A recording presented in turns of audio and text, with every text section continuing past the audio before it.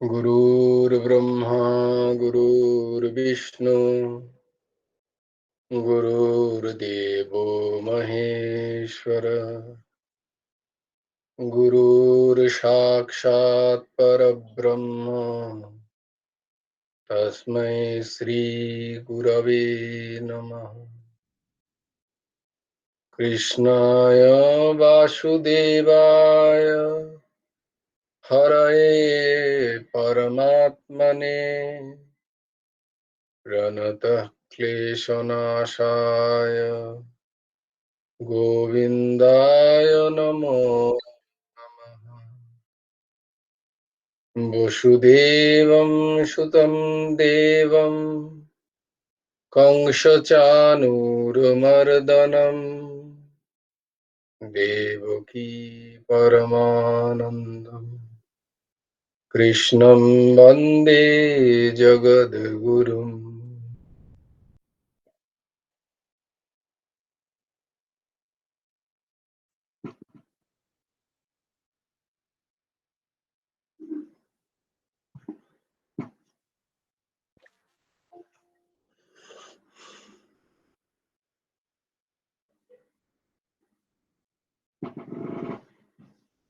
জয় গুরু রাধেশ্যাম। আমরা আজকে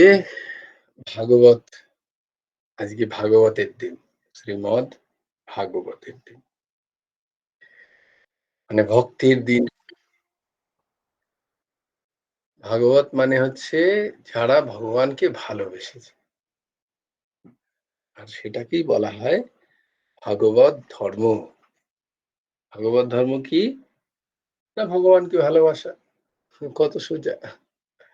এটাই হচ্ছে ভাগবত।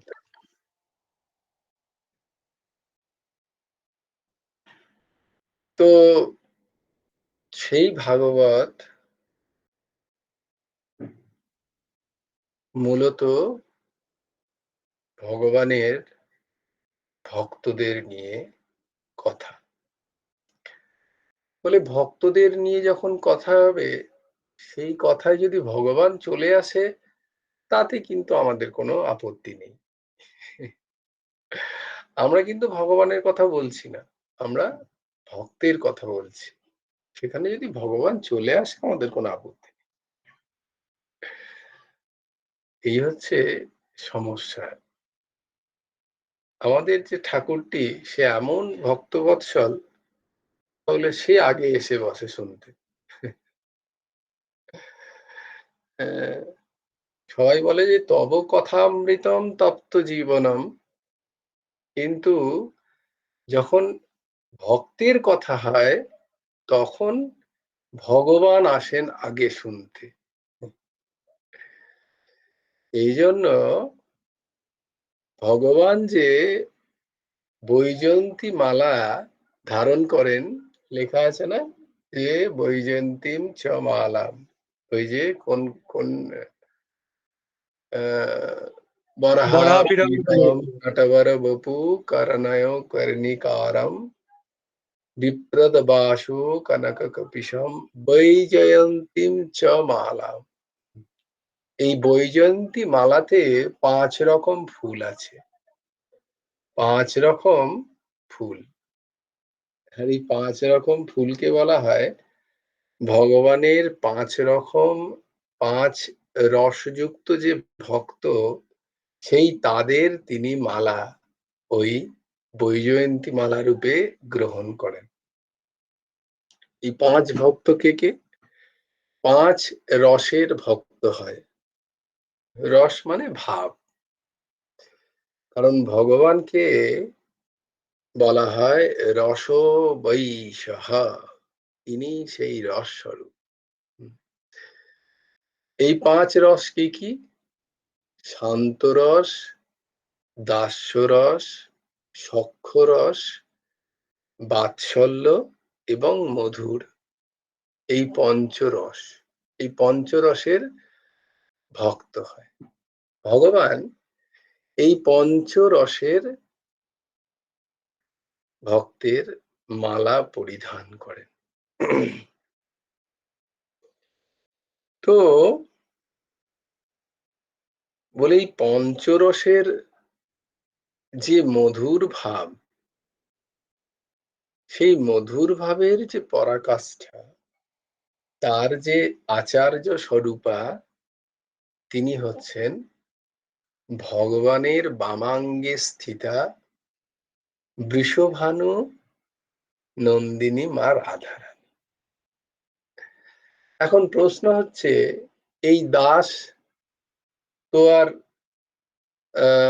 পাকাপোক্ত বক্তা নয়। যেমন ধরো কোনো প্রফেশনাল সিঙ্গার, সে যখন তার যে সমস্ত হিট গান বা সেগুলো তার নিজের গান বা যেগুলো গান, সে যখন স্টেজে উঠবে তার আগে তাকে বলা হলো এই ফরমাইশ, তো তার তো জানাই আছে যে ফরমাইশ গুলো খুব আহ, পরিচিত তার কাছে, সে প্রিপেয়ার হয়ে আসছে। কিন্তু এই দাসের পক্ষে তো খুব মুশকিল। এখন এই দাস স্টেজে উঠতে যাবে, তার আগে হঠাৎ করে ফরমাইশ এলো যে কালকে, আগামীকাল রাধা অষ্টমী, তাই তুমি রাধা রানীর সম্বন্ধে কিছু বলো। হুম, তো রাধা রানীর সম্বন্ধে আহ, বলা তো অত চারটিখানি নয়, তো একটুখানি তৈরি হয়ে হতে পারলে আরেকটু শ্রুতিমধুর হতো। ঠিক আছে, তোমরা তাতে মানিয়ে নিও নিজ গুণে। একবার কি হয়েছে, ভগবান গোলক বৃন্দাবনে নিজের মনে অত্যন্ত হর্ষ, আহ, অত্যন্ত আনন্দের সাথে বিচরণ করছেন। উম, হঠাৎ কি জানি কি হলো, তার মনের মধ্যে একটা অদ্ভুত আহ ভাব প্রকট হতে লাগলো, আর সেই ভাব থেকে অনন্ত অনন্ত গুণিয়ে সুখ রাশি তার সেই ভাব থেকে প্রকট হচ্ছে। ভগবান একটু অবাক হয়ে গেলেন, বললেন এটা কিরকম ভাব, এই ভাবটি কি? তো এতই সেটা মাদনাক্ষ, মানে এতই মদমত্ত করে দিচ্ছেন ভগবানকে সেই ভাব, যে ভগবান বললেন এই ভাবকে যদি আমি দেখতে চাই তাহলে কেমন হবে। ভগবান বলছেন এই ভাবকে যদি আমি দেখতে চাই, আমি এই ভাবটিকে দেখতে চাই, এটার সমূর্ত দেখতে চাই আমি। এই যে অদ্ভুত একটা আনন্দের বেগ, আনন্দের স্ফুরণ, অদ্ভুত সুখ রাশি, অদ্ভুত এই জন্য যে এটা ব্যাখ্যা ব্যাখ্যাতীত। এটা বচনাতীত, আহ, অনির্বচনীয় বলা হয় কথাটা, অনির্বচনীয়, যেটা ভাষায় প্রকাশ করা যায় না, যেটা ভাবেও প্রকাশ করা যায় না। এতই এক অদ্ভুত ভেতরের আহ, আনন্দের স্রোত, যে সেই স্রোতকে যেন ধরে রাখাও যায় না, এখন পাগল পাড়া ভগবান। তখন ভগবান বলছেন এই ভাব তো আগে কখনো এরকম আসেনি আমার, এই ভাবটি কি কোত্থেকে এলো, তো একে আমি দেখতে চাই। এর একটা আমি যদি, ওই যেমন ধরো যারা একটা সুন্দর যে ছবি আঁকে, যে যে চিত্রকর যে ছবি আঁকে, সে ভেতরের ভেতরের কোনো একটা, যাকে বাইরে থেকে দেখেননি, ভেতরের কোনো চিন্তন, কোনো ভাবের একটি চিন্তনকে সে প্রকাশ করবে, হ্যাঁ, সে মূর্ত রূপে দেখতে চায়, সে যেমন আঁকবে, তেমনি ভগবানও তার এই অদ্ভুত ভেতরের যে আনন্দ আলোড়ন, অথচ প্রশান্তিক গভীরতা, সেই আনন্দের, সেই সুখের, সেই সুখানুভূতির, তিনি চাইলেন এটাকে আমি দেখতে চাই, এটার স্বরূপ করতে চাই। তখন তিনি বললেন হে আনন্দ রাশি, তুমি স্বরূপে প্রকট হও। আমি তোমায় দেখতে চাই। তখন সেই আনন্দ রাশি বললেন যে, ভগবান অ্যা অ্যা আমি এই তোমার অঙ্গ ছেড়ে আমি কি করে থাকবো? বলল, "না, না আমার অঙ্গ ছেড়ে তোমায় থাকতে হবে না।" বলল, "তোমার অঙ্গ ছেড়ে তো আমি থাকতে পারবো না কারণ প্রকটই তো তোমার অঙ্গেই। আমি আর অন্য অঙ্গে প্রকট হতে পারবো না। এই মনেই আমার প্রকটতা।" বলছে, "না, না আমি তোমাকে সঙ্গ ছাড়তে বলছি না। তুমি সঙ্গেই থাকো। কিন্তু অ্যা এটা তো আমি দেখতে পাচ্ছি না। আমার এটা অনুভব বেদ্য। এটাকে আমি অনুভব করছি। হ্যাঁ? এটাকে আমি আমার এই পঞ্চ ইন্দ্রিয় দ্বারা অনুভব করতে চাই। এটা শুধু আমার কাছে অনুভব বেদ্য। মানে আমার মন দিয়ে, আমার হৃদয় দিয়ে আমি এটাকে স্পর্শ করতে পারছি। কিন্তু আমি এটাকে ছুঁতে চাই। আমি তোমাকে ছুঁতে চাই, আমি তোমায় দেখতে চাই। আমার এই চক্ষু দ্বারা, আমার কর্ণ দ্বারা আমি তোমায় শুনতে চাই।" হ্যাঁ? তো বলে তাহলে তাহলে ঠিক আছে, তুমি আমার কাছেই থাকবে। তোমাকে কখনো আমার ছেড়ে হতে হবে না। কারণ এইখানেই তো আমার হৃদয়ের থেকেই তো প্রকটিত তুমি, সমূর্তে আসবে তুমি। তো তুমি সেই সমূর্তে এসো। তো সেই সমূর্ত ভগবানের পরম আহ্লাদিনী শক্তির নামই হচ্ছে মা রাধারানী। তোমরা খুব ভালো করে শুনছো তো মা রাধারানীকে? তো মা রাধারানী হচ্ছেন ভগবানের পরম আহ্লাদিনী শক্তির ঘনীভূত মূর্ত রূপ, সমূর্ত রূপ বলা হয় মা রাধারানী। ভগবানেরই আহ্লাদিনী শক্তি। যার শক্তিতে এই ত্রিজগৎ প্রেমে পরিপূর্ণ।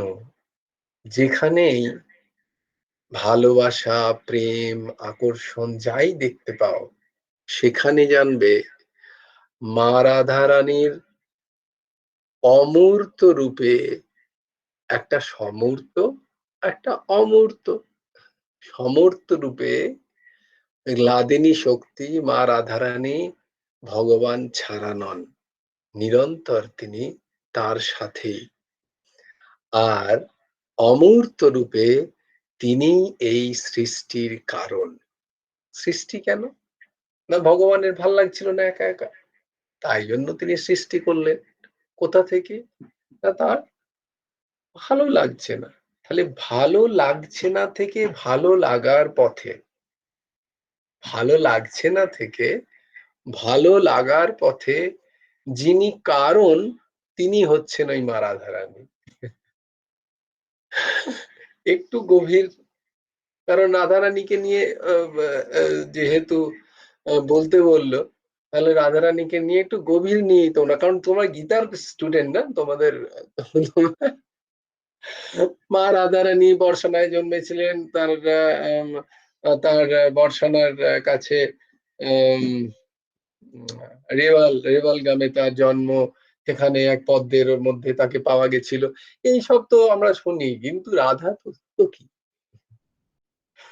কিভাবে রাধারানীকে বোঝা গেলে আমরা শ্রীকৃষ্ণকে বুঝি।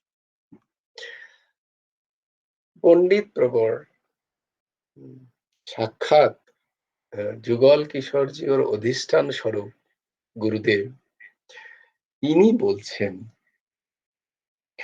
অবিসংবাদিত সত্য যে প্রকৃতি না থাকলে পুরুষকে চিনিবে কে? পুরুষ, পুরুষ মানে পুরু ইতি বশ পুরুষঃ। প্রকৃতি কি? সত্য রজ তম গুণাত্মক প্রকৃতি। পুরুষকে চিনতে গেলে প্রকৃতির আশ্রয় নিতে হয়। সেটা আমরা কালকেও একবার দেখলাম না? যে আমাদের দ্বৈতের আশ্রয় নিয়ে অদ্বৈতকে বুঝতে হয়। তাই না?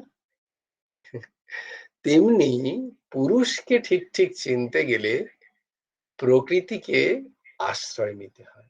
প্রকৃতি পুরুষকে প্রকট করেন। তাই পুরুষোত্তম কৃষ্ণ শ্রী রাধারানীর অধীন। তাহলে মা রাধারানী কে? শ্রীকৃষ্ণেরই হ্লাদিনী শক্তি, সেটার সমর্থ রূপ। মা রাধারানী কে? না ভগবানের, আমরা দেখেছি ভক্তির ৭টা পর্যায়, ৭টা তল দেখেছি তো। ভক্তি আসে, তারপরে আসে ভাব, তারপরে আসে মহাভাব। আর এই মহাভাবের পরম গাঢ়, মহাভাবের যে জমিত পরম গাঢ় যে স্বরূপ, যেমন ধরো প্রথমে দুধটা ফুটিয়ে ফুটিয়ে ক্ষীর হয়, ক্ষীর খেতে খুব ভালো লাগে। আমরা যেটা বাংলায় ক্ষীর বলি, হিন্দিতে ক্ষীর নয়, হিন্দিতে ক্ষীর হচ্ছে পায়েস। বাংলায় যেটাকে ক্ষীর বলা হয় সেটা হিন্দিতে খোয়ার একটু আগে আর কি, আমরা বাংলায় যেটাকে খোয়া বলি। তো দুধটাকে ফোটাচ্ছ বেশ খানিকক্ষণ, ফুটিয়ে ফুটিয়ে ফুটিয়ে ফুটিয়ে ক্ষীর হয়, জমা দুধ, লাল, খুব ভালো লাগে খেতে। তারপরে সেই ক্ষীরটা হচ্ছে আরো আরো ফোটালে কি হয়, সেটা আরো শক্ত হয়ে যায়, তখন সেটা একটু একটু জমাট জমাট সন্দেশের মতো হয়। হ্যাঁ, যেটা দিয়ে কলাকাঁদ তৈরি হয়, যেটা দিয়ে কলাকাঁদ বলে, এই আমার নিজের ফিল্ডে চলে এসছে। না, তো কলাকাঁদ, এবার সেটাকে যদি আরো তুমি আগুনে তাপতে থাকো, সেটা তৈরি হয়, মোটা মোটা তৈরি হয়ে যায়, সেটাকে আমরা খোয়া বলি। আমরা দেখো ভাজা পিঠে তৈরি করা, বা বোধহয় ওটাই কি বলে, পাটিসাপটা তৈরির জন্য খোয়া দরকার। পাটিসাপটা তৈরি, একদিন কেউ খাদ্য নিয়ে কিছু বলতে বলো তো, বেশ অনেক খাদ্য টাদ্য নিয়ে বলা যায় আর কি। তো এই যে খোয়া তৈরি হয়, যখন খোয়া হয়ে যায়, তখন সেই খোয়াটা দিয়ে আমরা কিন্তু একটা পুতুলের মতো বানাতে পারি, মানে এটা একটা ক্লের মতো হয়ে যায়, তখন সেটাকে আমরা একটা শেপ দিতে পারি। তার আগে কিন্তু শেপ হয় না, তার আগে আমরা শেপ দিতে পারবো না। ক্ষীরকে কি শেপ দিতে পারবে? পারবে না। তো এই যে মহাভাব, মহাভাবটা হচ্ছে ওই ক্ষীর সদৃশ্য। এই মহাভাবও আরো পাকতে পাকতে পাকতে পাকতে যখন খোয়া হয়ে যায়, তখন সেই খোয়া দিয়ে, যে খোয়া মানে সেই পরিপক্ক প্রেমের দশা দিয়ে যা সমূর্ত হয়, মানে যেটা দিয়ে একটি সুন্দর অবয়ব তৈরি হতে পারে, মানে একটা ফর্ম তৈরি হতে পারে।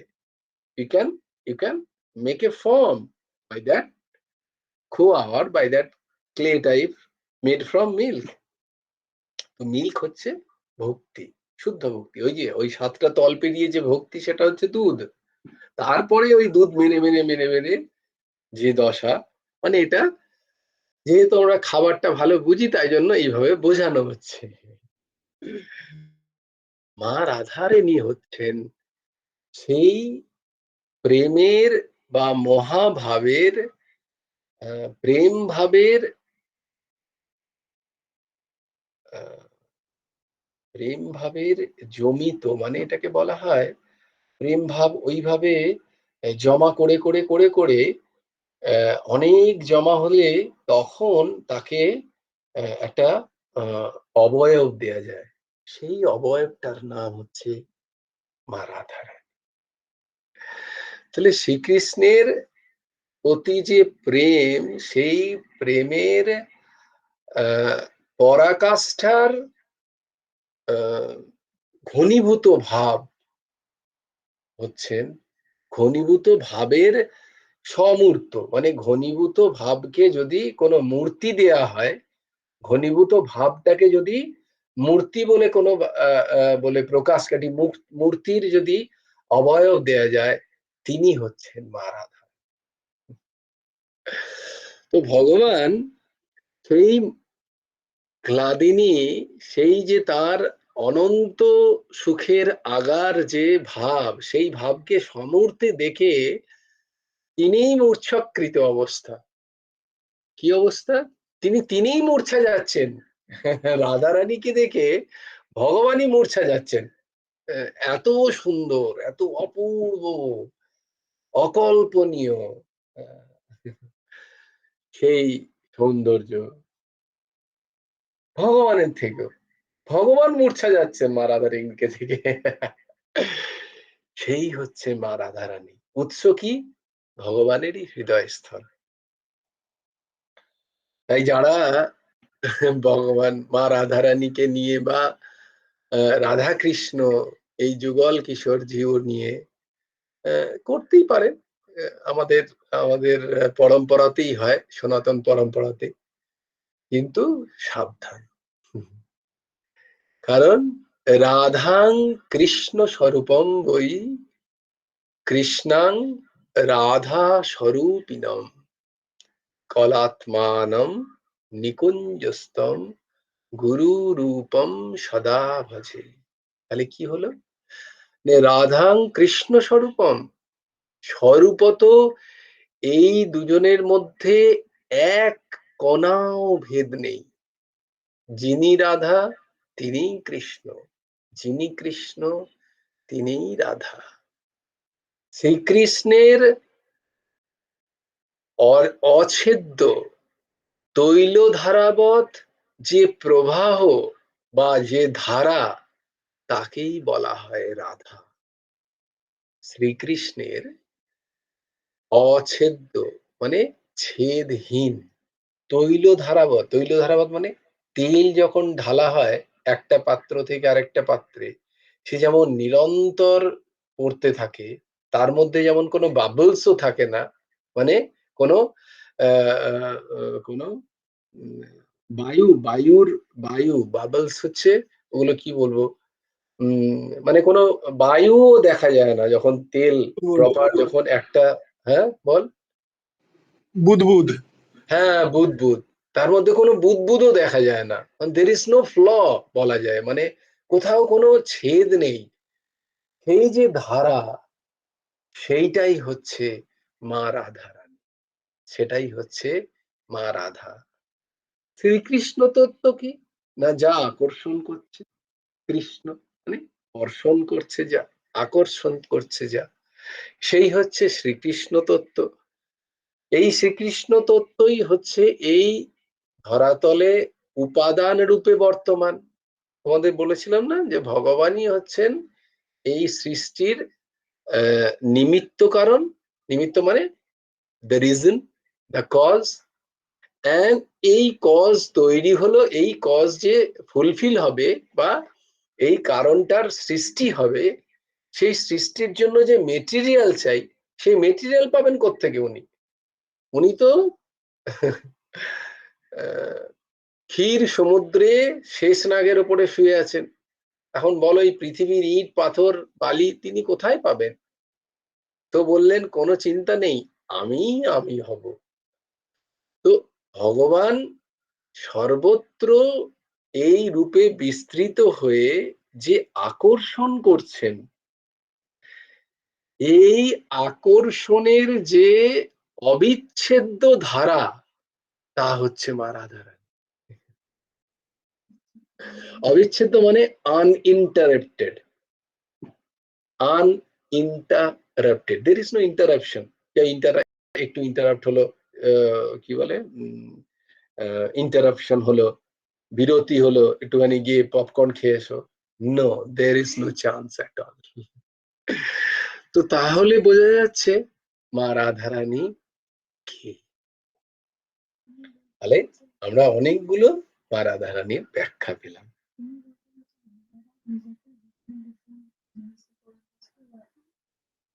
না, ভগবান ইয়েস, ডিফারেন্ট মানে ডিফারেন্ট করেননি, ডিফারেন্ট করেননি। সৃষ্টি এইভাবে তিনি প্রকট হয়েছেন, he just become the creation. Exactly. Now he has got the point, যে এই জন্য আমাদের আকর্ষণ বোধ, কারণ সেই একই ভগবান সৃষ্টি হয়েছেন বিভিন্ন রূপে, তাই আমরা বিভিন্ন জায়গায় কোনো না কোনো ভাবে আকর্ষিত হই।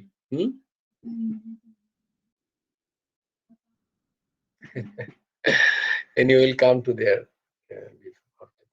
তো এই আকর্ষণের যে নিরন্তর যে ধারা প্রবাহিত হচ্ছে, তাই হচ্ছেন মা রাধা। যেমন বহ্নি মানে আগুন এবং তার দাহিকা শক্তি। দাহিকা শক্তি না থাকলে যেমন বহ্নির বহ্নিত্বই থাকে না, মানে আগুনের আগুনত্ব থাকে না। আগুন তখনই আগুন বলা যাবে যখন সে জ্বালাতে পারে, পোড়াতে পারে। যে আগুন পোড়াতে পারে না তাকে তুমি আগুন বলবে কি?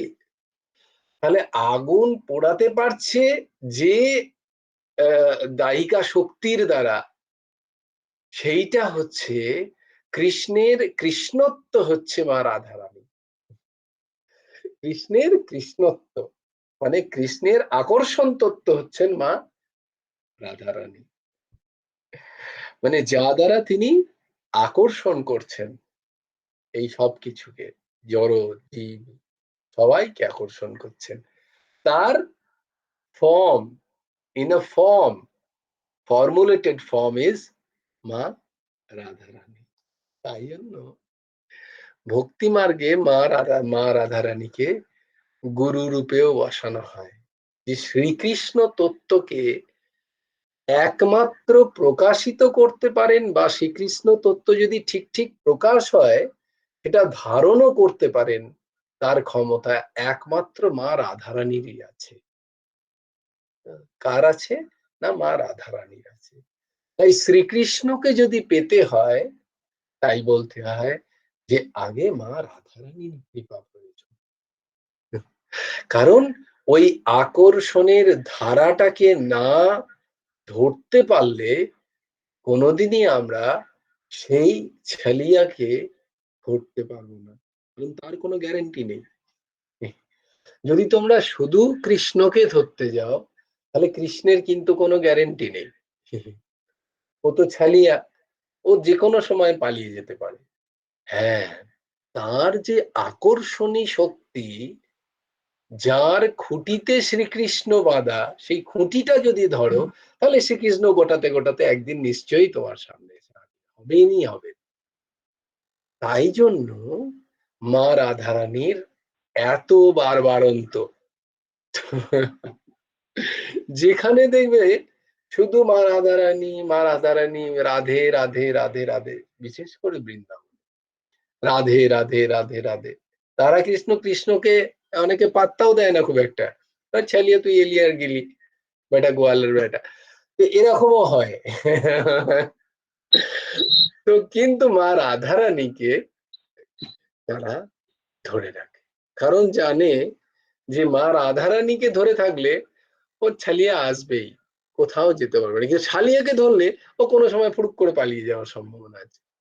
তাই দেখো, তার মানে কি? মানে হচ্ছে শ্রীকৃষ্ণের তো চারিদিকে আকর্ষণ, শ্রীকৃষ্ণের আকর্ষণ চতুর্দিকে। হ্যাঁ, সবাই শ্রীকৃষ্ণের দিকে আকৃষ্ট। এবার শ্রীকৃষ্ণ কার দিকে আকৃষ্ট? প্রশ্ন হচ্ছে সেখানে। যেমন ধরো তোমার আমাদের যে বাড়ি, আমরা যে দিনের শেষে বাড়িতে আসতে চাই, এবার আমার হচ্ছে অনেক জায়গায় যেতে হবে, মানে আমাকে অনেকে চায় যে আমি তাদের কাছে যাই। তো কেউ যদি আমাকে খুঁজতে চায়, সে হয়তো বলবে যে দেখো ও তো ওখানেও যায়, ও তো ওখানেও যায়, ওই মানুষটাও তাকে ভালোবাসে, সে মাঝে মাঝে সেখানেও যায়, তুমি দেখতে পারো। বলছি এমন কোনো জায়গা নেই যে জায়গাটা ওই মানুষটা ভালোবাসে, মানে সে ঘুরে ফিরে ওখানে যাবেই যাবে, এরম একটা জায়গা নেই? বলে হ্যাঁ সেটা আছে। বলে সেটা কি? বলে সেটা তার নিজের বাড়ি। তার নিজের বাড়ি, কিন্তু সে যাবেই রাত্রিবেলা শুতে, তখন সে বাকি আর ওই বাড়িগুলোতে থাকবে না। তেমনি তেমনি শ্রীকৃষ্ণ সব জায়গায় তার লীলা করে অন্তিম বিশ্রাম স্থান হচ্ছে মা রাধা। তাই মা রাধারানীকে ধরলে শ্রীকৃষ্ণ কোথাও যেতে পারবে না। তাই ভক্তরা মা রাধারানীর কৃপা প্রার্থনা করেন। তাই ভক্তরা কি করেন? মা রাধারানীর কৃপা প্রার্থনা করেন। আর এই শ্রীকৃষ্ণর প্রতি নিরবিচ্ছিন্ন অনন্ত ধারাবৎ, তৈল ধারাবৎ নিজের সমস্ত অন্তঃকরণ অনন্য ভাব নিয়ে তার প্রতি সমর্পণাত্মক বুদ্ধি নিয়ে যে জীব তার মনকে নিবিষ্ট করে, জানবে তার মনে রাধারানীর সেদিন প্রাকট্য দিবস। শক্ত হয়ে গেল বাংলাটা? আমি বলেছিলাম বারবার তোমাদের, anybody is free to right my language, কারণ আমি নিজে বুঝলে পারি না। এই বলতে বলতে ভাও আসে তখন বলি, কিন্তু এই যখন লিখতে বসি তখন আর ভাইগুলো থাকে না। অদ্ভুত ব্যাপার।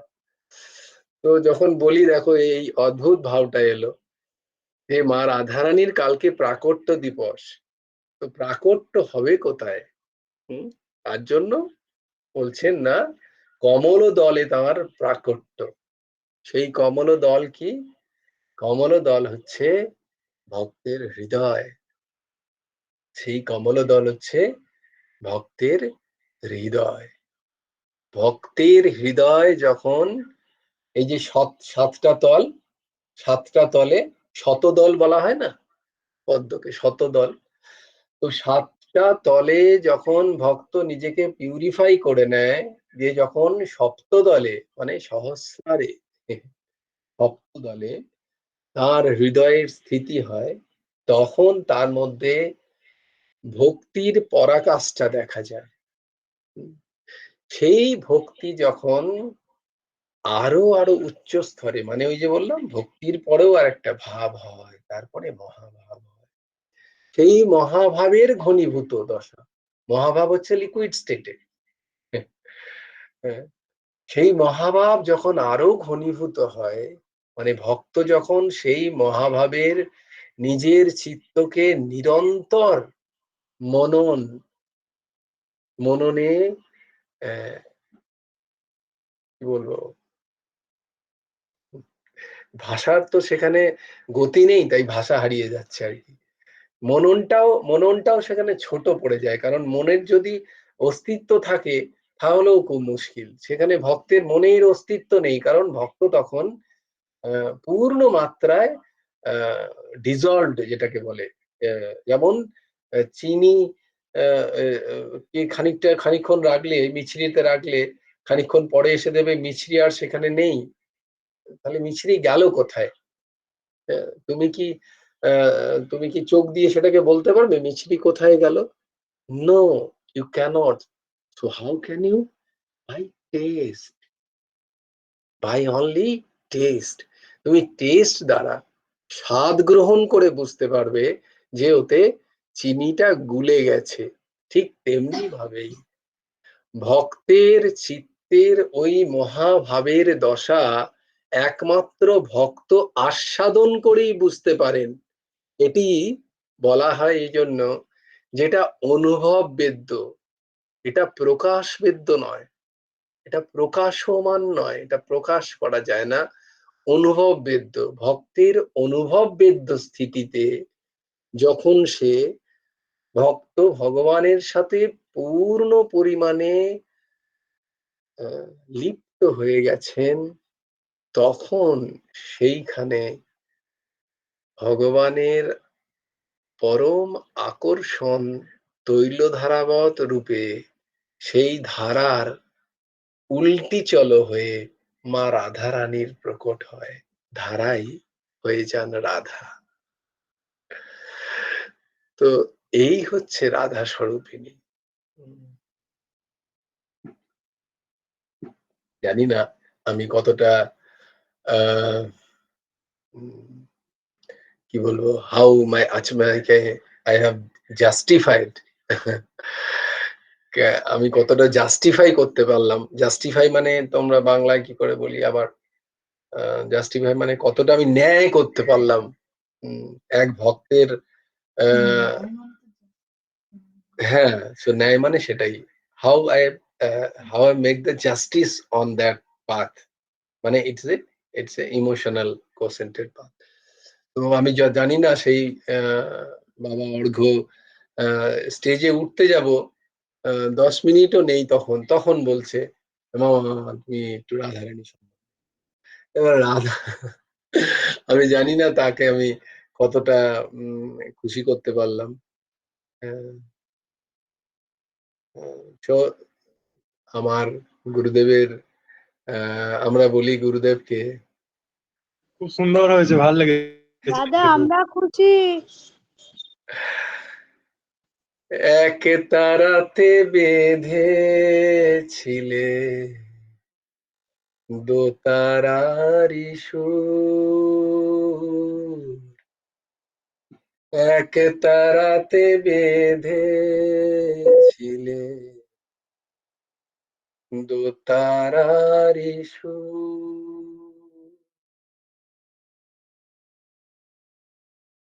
রাধা আর কৃষ্ণ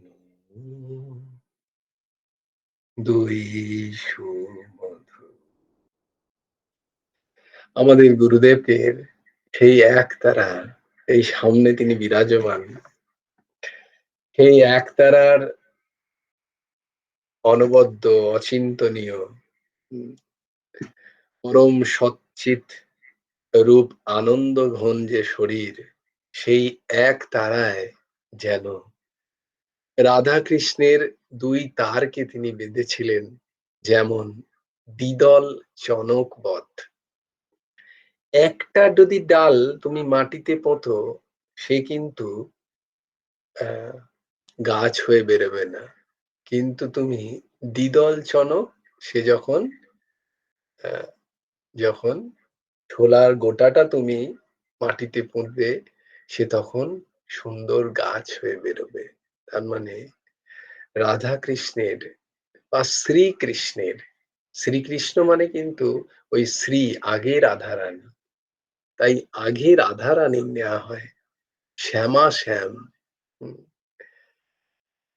এই শ্যামা শ্যাম, রাধা কৃষ্ণ, শ্রীকৃষ্ণ, এই তত্ত্বকে একসাথে যখন হৃদয়ে ধারণ করবে, তখন সেই ভক্তিলতা আস্তে আস্তে আস্তে আস্তে তার উদ্গমন হয়। তাই এই যুগল কিশোর তত্ত্ব, আর এই তত্ত্বেই পরম সেই ব্রহ্ম বলো, ভগবান বলো, পরমাত্মা বলো, যাই বলো, তিনি এই রূপে প্রকাশিত। কালকে মা রাধারানীর শ্রীচরণে এই প্রার্থনা যে তোমাদের সকলের হৃদয়ে সেই নিরবিচ্ছিন্ন ধারারূপ শ্রীকৃষ্ণের প্রতি প্রেম উদয় হোক। এই মনুষ্য শরীরের পরম প্রাপ্তি ওই একটি, শ্রীকৃষ্ণের প্রতি প্রেম। কার প্রতি? শ্রী এবং কৃষ্ণ। কৃষ্ণ ছাড়া, শ্রী ছাড়া, কৃষ্ণ শুধুই কৃষ্ণ। হুম, নির্লেপ হয়ে ঘুরে বেড়ান, আমার দরকার নেই বলে এমন কৃষ্ণের আমার প্রয়োজন নেই। আমার রসময়ী রাধাময়ী কৃষ্ণকে চাই, আমার ওই ব্রহ্মকে চাই না। ভক্ত বলছেন, আমি ওই তত্ত্বের কচকচানি আমার ভালো লাগে না, আমার রসে ডুবে থাকতে ভালো লাগে। তাই রস বৈশহ, আর সেই রসের সাগর স্বরূপিনী মা রাধারানী, তা তোমাদের হৃদয়ে উদ্বেলিত হোক, এই প্রার্থনা মা রাধারানীর শ্রীচরণে। আর সেই যুগল কিশোর জিউকে ধারণ করে আছেন যিনি, সেই আমার পরমারাধ্য গুরুদেব, প্রেম স্বরূপিনী, ললিতা স্বরূপিনী। আচ্ছা, মা রাধারানী এবং শ্রীকৃষ্ণ, হ্যাঁ, এরা তো এরা তো নিজেই স্বয়ংপূর্ণ, নিজেদের লীলাতেই ব্যস্ত। এবার জীব বলছে, তাহলে আমরা কি করে সেই লীলাতে প্রবেশ করব? সেই তাদের কারণ আহ, তাদের লীলা হচ্ছে, তাদের অত্যন্ত গহন লীলা হচ্ছে নিভৃত নিকুঞ্জ। নিভৃত নিকুঞ্জ, একটা হয় কুঞ্জ, তারপরে হয় নিকুঞ্জ, তারপরে হয় নিভৃত নিকুঞ্জ। সেখানে মা রাধারানী আর কৃষ্ণ ছাড়া কারুর প্রবেশ নেই। আর আরো কিছু জনের প্রবেশ আছে সেখানে, মঞ্জুরিদের প্রবেশ আছে। বলে এইসব কোথা থেকে এলো, এগুলো ভাবে আসছে, শুনে নাও। মঞ্জুরিদের প্রবেশ আছে। এই মঞ্জুরিরা প্রবেশের অধিকার পায় একজনের থ্রু দিয়ে, তিনি হচ্ছেন মা ললিতা। তাই বলা হয় যে যুগল কিশোরজির গুরুস্বরূপ আমার মা ললিতা। যুগল কিশোর নিকুঞ্জ সেবা করেন মা ললিতা। নিকুঞ্জকে সুন্দর করে করে এই যুগলকে সেখানে রাসবিহার করতে পাঠান মা ললিতা। আর মা ললিতাকে তাই জন্য গুরু রূপে বরণ করা হয়।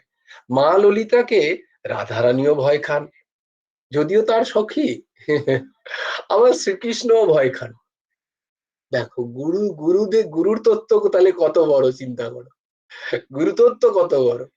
আর সেই মা ললিতার প্রকট স্বরূপ হচ্ছেন পরমহংস ঠাকুর শ্রী শ্রী হেমন্ত দেবজি। তিনি নিজে মুখে অনেক সময় প্রকাশও করেছেন। আর সেই মা ললিতার আজকে তার আজকে হচ্ছে ললিতা প্রাকট্য দিবস।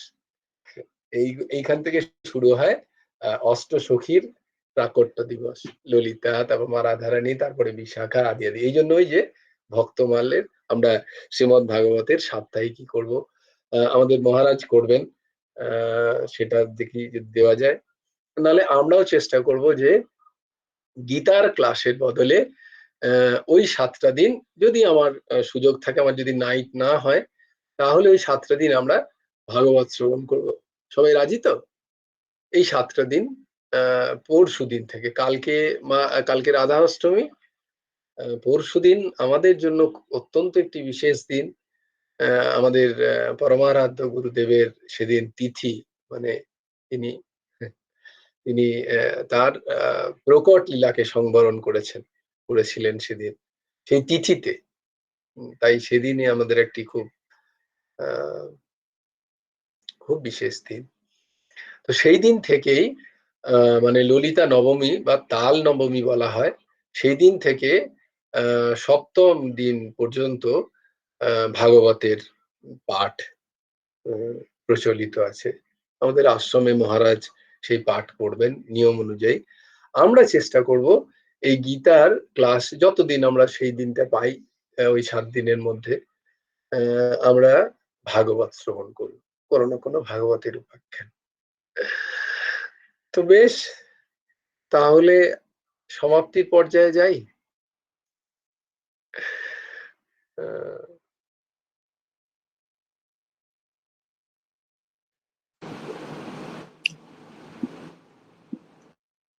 হুম, বলো কন্যা কুসুম, কি বলবি বল। বলছি আমাদের মা রাধারানীর তত্ত্ব আলোচনা করলে আজকে মনে পড়ে গেল না সেই গানটার কথা, জয় রাধে শ্রী রাধে, হ্যাঁ যেটা মহাশ্বেতাদি গায়। হ্যাঁ হ্যাঁ, ঠিক বলেছো, বাহ বাহ, ঠিক ঠিক একদম। তো তোমার কাছ থেকে একটু শুনবো, দাঁড়াও, তার আগে আমি জেনে নি। হ্যাঁ, অর্ঘ্য কিছু বলছিলে? হ্যাঁ, এই গুরুদেবের সম্বন্ধে ললিতা সখী আর মা রাধারানী নিয়ে বললে না, এখনই ওইটা নিয়ে আমি একটা লেখা হুম, পেয়ে গেলাম, মহারাজের লেখা, শারদীয়া হ্যাঁ পত্রিকা, বলো। এর আগের বছর তার আগের বছর। হ্যাঁ হ্যাঁ হ্যাঁ। মহারাজ লিখছেন, তাই ঠাকুর মা রাধারানীর, মানে গুরুদেবের কথা বলছেন, হুম হুম মা রাধারানীর অঙ্গকান্তিকে নিজে দেহে ধারণ করেছেন, অর্থাৎ হেমাঙ্গিনীর বা রাধারানীর হেমভাকে নিজে দেহে ধারণ করায় তার নাম হুম ঠাকুর শ্রী শ্রী হেমন্ত দেবজিউ। আবার হুম অষ্টসখীর প্রধান সখী যিনি ললিতা দেবী, তার লালিত্যকে দেহে ও মনে ধারণ করায় তারও নাম ঠাকুর শ্রী শ্রী হেমন্ত দেব। এক কথায় রাধারানী ও ললিতা সখীর শ্রীকৃষ্ণের প্রতি যে নিষ্কাম প্রেম, তা ঠাকুর তার হৃদয়ে গ্রহণ করেছেন। তাই তো তিনি একাধারে ভক্ত ও একাধারে ভগবান রূপে আবির্ভূত হয়েছেন জগৎকে কৃপা করবেন বলে। বাহ বাহ, অদ্ভুত অদ্ভুত। চৈতন্য চরিত্রামৃতের একটি ছপ্পয় ছন্দ পেলাম, ঠাকুরেরই লেখা রাধিকা তন্ত্রসার।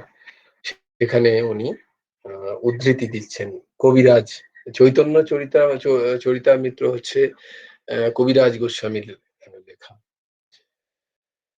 লাদিনীর সার প্রেম, প্রেম সার ভাব, ভাবের পরম কাষ্ঠা নাম মহাভাব। মহাভাব স্বরূপা শ্রী রাধা ঠাকুরানী, সর্বগুণধ্বনি কৃষ্ণ কান্তা শিরোমণি। কৃষ্ণ প্রেমে ভাবিত যার চিত্তেন্দ্রিয় কায়, কৃষ্ণ নিজ শক্তি রাধা ক্রীড়ার সহায়। কৃষ্ণকে করায় জয়ছে রস আস্বাদন, ক্রীড়ার সহায় জয়ছে শুনো বিবরণ। কৃষ্ণ কান্তাগণ দেখি ত্রিবিধ প্রসার, লক্ষ্মীগণ এক নাম, মহিষীগণ আর, ব্রজাঙ্গনা রূপ আর কান্তাগণ। শ্রী রাধিকা হইতে কান্তাগণের বিস্তার, অবতারী কৃষ্ণ জয়ছে করে অবতার। অংশিনী রাধা হইতে তিন গণের প্রচার, লক্ষ্মীগণ হয় তার অংশ বিভূতি। বিম্ব প্রতিবিম্ব রূপ মহিষীর তিথি, লক্ষ্মীগণ তার অংশ বিলাসাংশ রূপ। মহিষীগণ বৈভব প্রকাশ স্বরূপ। আকার স্বভাব ভেদে ব্রজ দেবীগণ, কায় বুহরূপ তাঁর রসের কারণ। তার মধ্যে ব্রজে নানা ভাব রস ভেদে, কৃষ্ণকে করায় রসাদিক লীলাস্বাদে। গোবিন্দানন্দিনী রাধা, গোবিন্দ মোহিনী, গোবিন্দ সর্বস্ব, সর্বকান্তা শিরোমণি। হাতে দাও, হাতে দাও। জয় গুরু রাধেশ্যাম। আমরা কি বলে কন্যা কুসুমের কাছে, কন্যা কুসুম তাহলে তুমি একটু, হ্যাঁ তুমি কিছু বলবে, বলো।